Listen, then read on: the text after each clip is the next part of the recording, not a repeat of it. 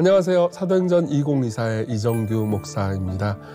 오늘은 사도행전 3장 15절을 중심으로 이제 사도행전 3장에 나오는 전체 이야기를 한번 다시 묵상해 보려고 하는데요. 일단 15절 말씀을 읽어드리겠습니다. 생명의 주를 죽였도다. 그러나 하나님이 죽은 자 가운데서 그를 살리셨으니 우리가 이 일의 증인이라. 아멘. 베드로와 요한은 성전 미문에 앉아있던 나면서부터 걸을 수 없었던 한 장애인을 하나님의 능력으로 일으켰죠. 그리고 베드로는 그 모든 광경을 본 놀란 청중들을 향해서 이 기적의 의미를 설명을 해줍니다. 그것은 바로 그들이 죽은 줄만 알고 있었던 예수 그리스도가 사실은 다시 살아나셨을 뿐만 아니라 모든 것을 통치하고 계시다는 사실이었죠. 이 장애인은 베드로가 낫게 한 게 아니고 예수 그리스도께서 다시 살아나셔서 낫게 하신 겁니다. 그러면 우리는 자연스럽게 떠올라야 하는 질문이 있습니다. 그분이 왜 죽으셨냐 이거죠. 14절, 15절에 특히 이제 14절에 보면요, 베드로가 이렇게 이야기를 해줍니다.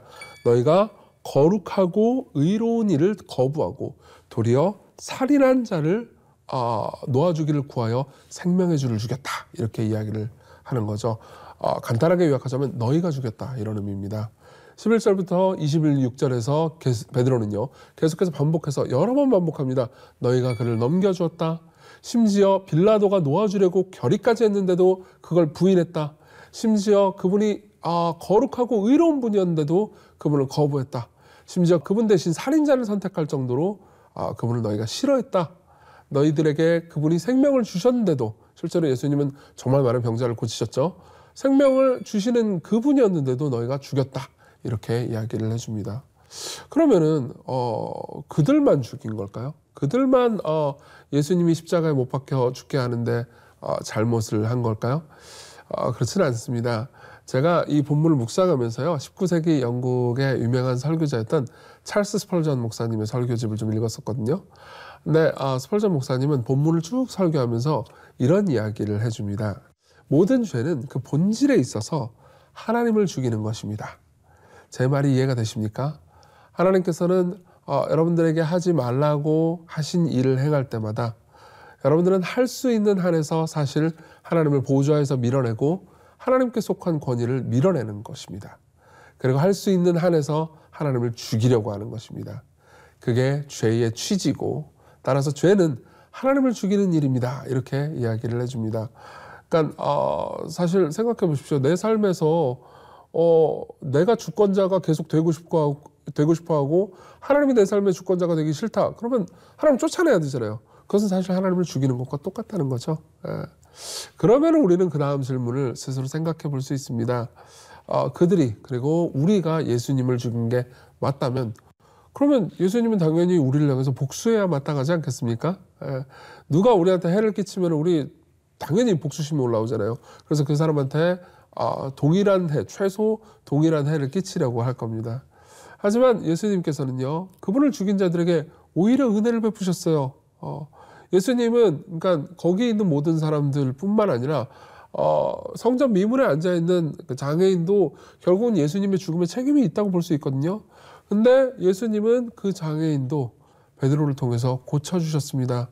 다시 말하면 복수하지 않으시고, 죄를 죄로 갚지 않으시고, 악을 악으로 갚지 않으시고, 오히려 사랑으로 갚으셨다는 거죠. 왜 그러셨을까요?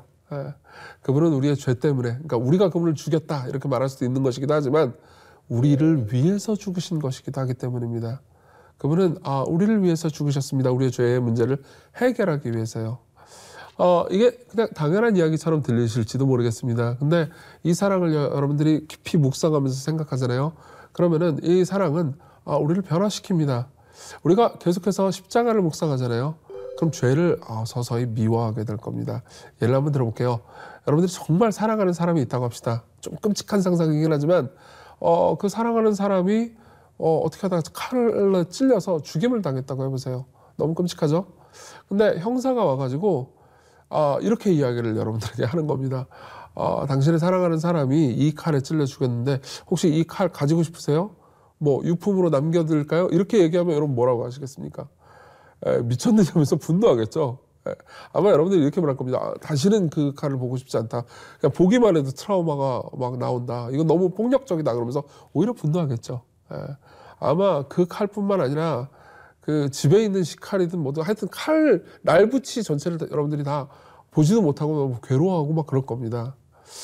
이 예화를 제가 들은 이유는 이겁니다. 우리가 예수 그리스도를 사랑하잖아요. 그러면은 예수 그리스도가 십자가에 못 박혀 죽게 만들었던 그 죄, 그죠? 그 죄가 사실은 예수 그리스도를 죽인 칼이거든요. 그 칼이 미워지겠죠. 내 죄가 미워질 겁니다.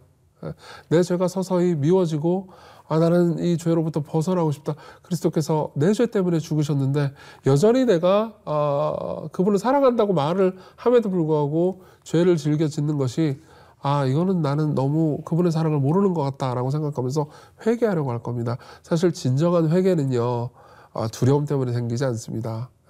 내가 죄를 지었으니까 형벌받을 것 같아, 이런 두려움 때문에 생기는 게 아니고요, 오히려 나를 위해서 죽으신 분을 바라보며 사랑함으로 생깁니다. 우리 계속해서 죄를 고백하면서요, 그분이 우리를 위해서 베푸신 사랑을 바라보면서 죄를 함께 죽였으면 좋겠습니다. 제가 잠깐 기도하겠습니다. 하나님 아버지, 예수 그리스도께서 우리의 죄 때문에 죽으셨다는 것을 묵상합니다. 그분이 우리를 위해서 이 큰 사랑을 보여주셨는데도 우리는 여전히 자기중심적으로 살고 하나님보다 죄를 더 사랑할 때가 많습니다. 우리를 바꿔주시고 우리를 위해서 죽으신 생명의 주를 바라보며 거룩한 삶을 살게 해주십시오. 예수님 이름으로 기도했습니다. 아멘.